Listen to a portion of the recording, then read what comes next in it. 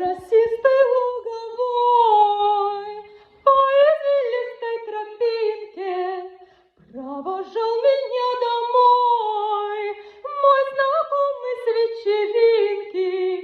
Возле дома он сказал, оглянувшись осторожно: я бы вас поцеловал, если это только можно.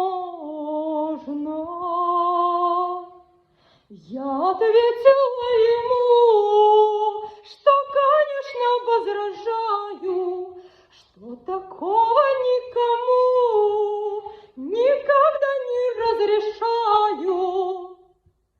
Парень сразу загрустил, огорченный стал прощаться.